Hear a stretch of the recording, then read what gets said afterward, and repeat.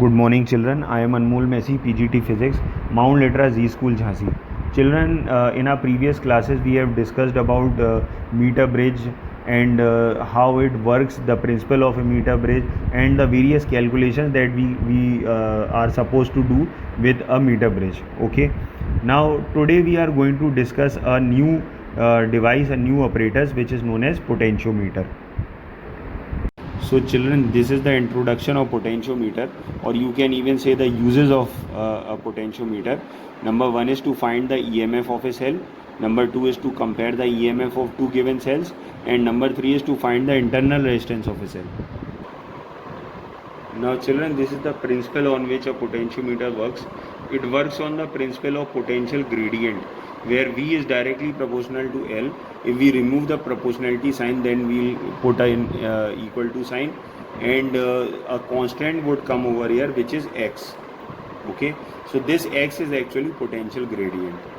Okay, as far as description and diagram is concerned, so you can see very clearly I have made a diagram over here for potentiometer. First of all, we'll start with a small strip over here, and we'll put a wire till the other strip, and we'll make loops like this. Okay, and on the very last strip, I'll start another wire from here. We can say it is a kind of terminal which I'll take to a battery, and I'll connect to the positive terminal of the battery.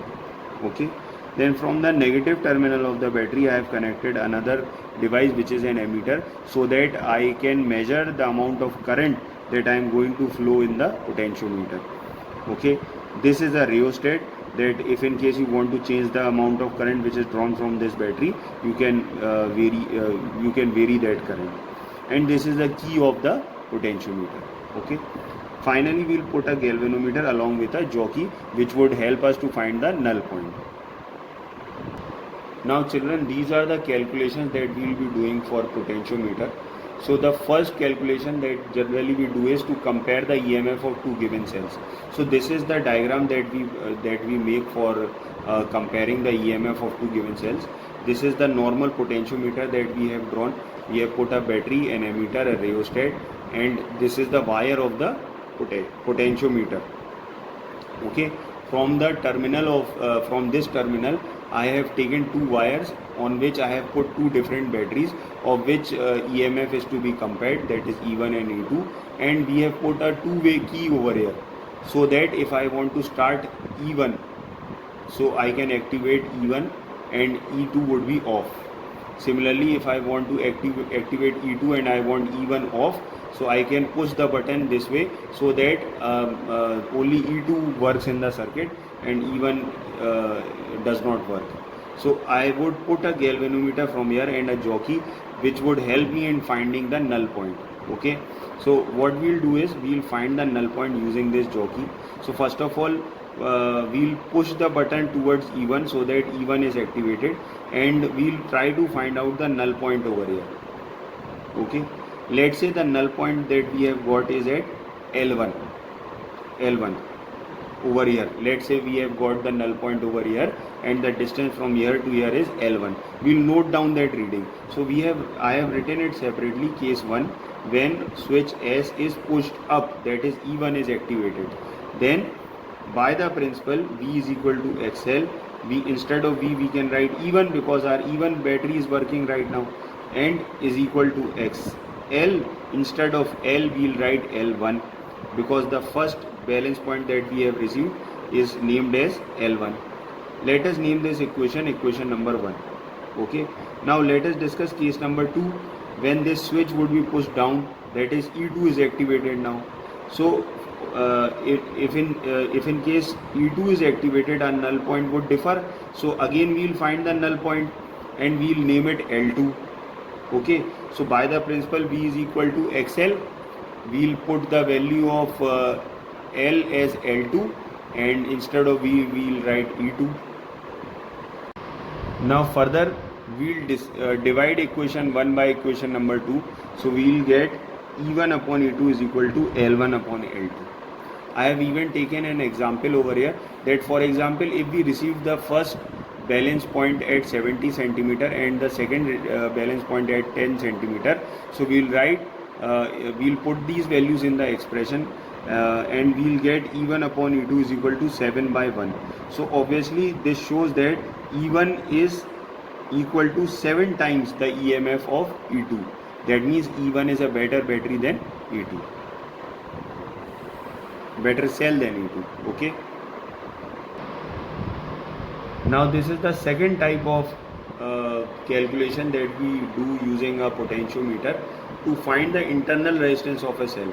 So again the same setup I have drawn over here. I have arranged the potentiometer in the same way like the way we did in the previous derivation, and instead of putting one battery over here, two battery over here, two cells over here, I'll put just one cell of which internal resistance is to be calculated. Just one cell we'll put over here. But along with this cell, I'll put a resistance box in parallel with the cell. And then we'll put the galvanometer in the same way and a jockey attached to it. Okay. Now what would be our step 1? Step 1 is close key K1 keeping key K2 open. ये वाली जो की है K1 ये हमेशा ही on रहनी है. हमने लिख भी लिया है यहाँ पर. It is written, it is mentioned over here, always on. This is supposed to be on all the time. But here key K2, we will take two cases. In the first case, this key K2 would be open, and in the second case, I'll close this. This would always remain closed, on. Okay. So in as per the first case, key K2 is also open. Okay. Close key K1 and keeping key K2 open. This is closed, but this is open. When this is open, we'll try to find the null point over here, and by the principle V is equal to XL. So instead of V, we'll write E X, and instead of L, whatever null point we'll get from here, we'll write here L1. Okay, we'll name this equation as equation number 1. Now let us talk about step 2. In this step 2, we'll close the key K2. This key K2 is again closed. इसको भी हम बंद कर देंगे. Okay, now this resistance box would be activated. There would be some effect because of this resistance box. So instead of writing E, we'll write V. V is equal to XL. So like previously we wrote over here E instead of V. अब यहाँ पर E की जगह हम लोग V ही लिखे रहने देंगे. X, and then again we'll try to find out the null point, and that null point would be named as L2. Okay, let us name this equation as equation number 2. Now see, if we divide both the equation, that is dividing equation 1 by 2, we will get that E upon V is equal to L1 upon L2. Okay. Now we have an expression for internal resistance which is R is equal to E by V minus 1 into external resistance capital R. This formula we have derived earlier for internal resistance. Okay. Now in this expression we can put the value of E by V. So the value of E by V is L1 upon L2. So I have put over here I have put L1 upon L2. So this is the final expression for calculating internal resistance.